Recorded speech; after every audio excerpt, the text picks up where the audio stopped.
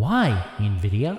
Many of my subscribers, who are rapidly leaving every time I post a new video, especially if it doesn't have this guy in it, have wondered on a regular basis these last few years. When are you going to do what it feels like to get a 2080 Super, 2080 Ti, 3080, 3080 Ti, 3090, 3090 Ti, 4090? There's a few reasons.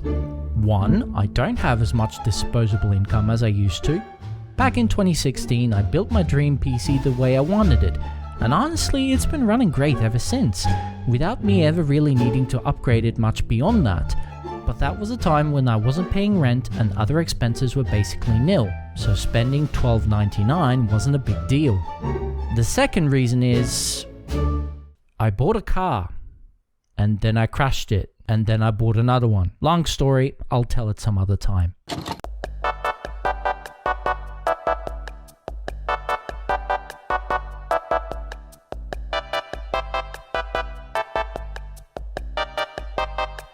The third reason is the big one though, let me explain.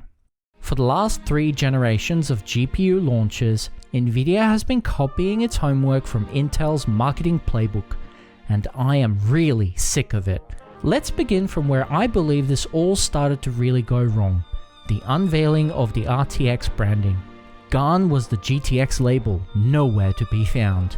In its place was the shiny new RTX, and with it came Nvidia's obsession with ray tracing, AI upscaling, and their insistence that these were features you absolutely couldn't live without.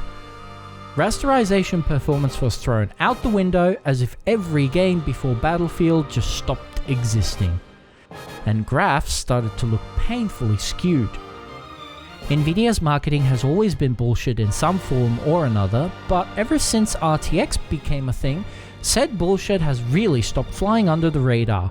With the introduction of DLSS, they now just pretend a bigger bar exists and have been slapping it straight on the graph to show that they really do have the biggest dick in town, even though they already proved it by waving it around in front of you last time, so this new, more embellished level of waving isn't even necessary. And Nvidia hasn't stopped believing this method of selling is exactly what they need to do in order to make gamers buy into this echo chamber idea that this is exactly what we want and need from our next generation GPUs. And while the state of the world crumbled and people's pockets became rather thin as a result, this strategy still proved successful when the 30 series came around. Once again, the bars were magically bigger and better, the rasterization performance was basically forgotten about. This got so bad that Nvidia even tried to chew out hardware unboxed and cripple their ability to review Nvidia GPUs for, and I quote, "Continue to focus singularly on rasterization performance, and you have largely discounted all of the other technologies we offer to gamers." This of course didn't fly with anyone else in the industry, so eventually they backtracked. How presumptuous of a thing to say is that? Who the f*** are you? Today, the brand new 40 series is front and center, and wouldn't you know it, Nvidia is pulling the same shit as before. Just take a look at this marketing. 2 to 4 times performance of a 3090 Ti. Wow, amazing! And this was said by the CEO himself, so it must be true. For rasterized games, Ada is up to 2 times faster, and it's 4 times faster for ray-traced games. But dig a little deeper and you already start to see that something isn't quite right here. Hidden within the fine print you see the real deal. Deep learning super sampling. And not even the same level of DLSS, but version 2 compared to version 3. For those of you that don't know, DLSS 3 is not what previous iterations of the technology have been. Version 3 is more like the annoyingly marketed feature you see on televisions, frames inserted between real ones. Except with DLSS 3, it is an actual frame, it's just made out of the 2 frames before and after it. Great idea on paper, except for a couple of problems. One, it increases latency. Why? Because the GPU is waiting for 2 frames to be drawn first before generating the one in the middle. So, as a result, you have to make that latency back by having a feature called Nvidia Reflex enabled to not end up with a painfully laggy experience.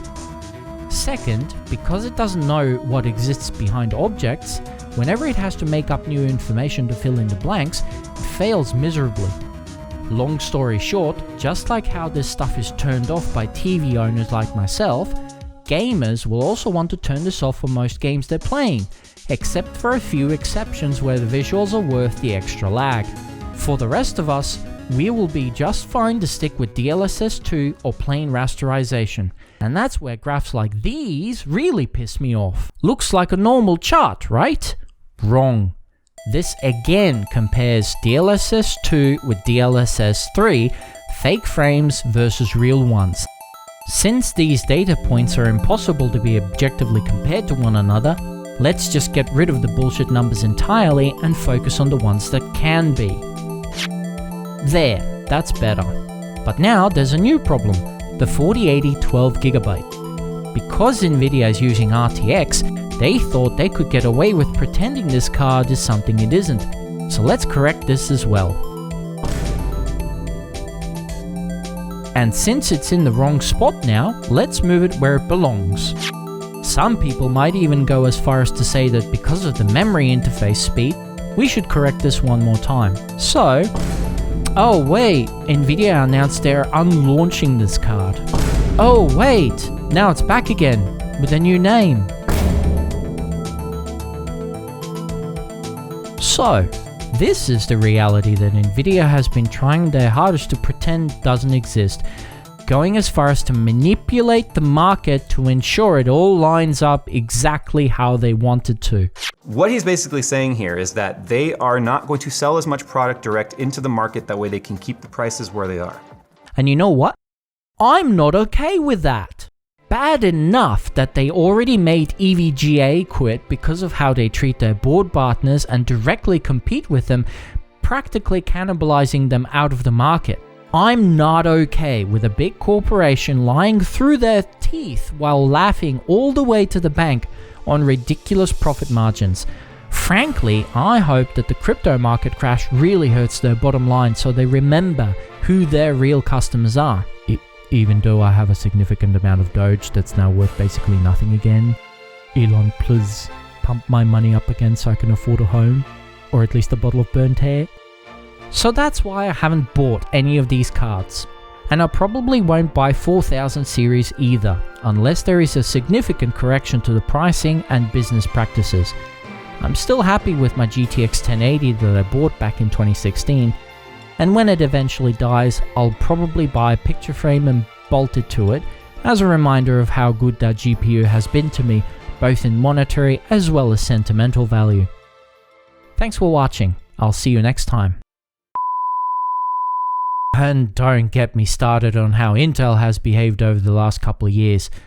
Just look at this bullshit. Hiya, what is that? What is that?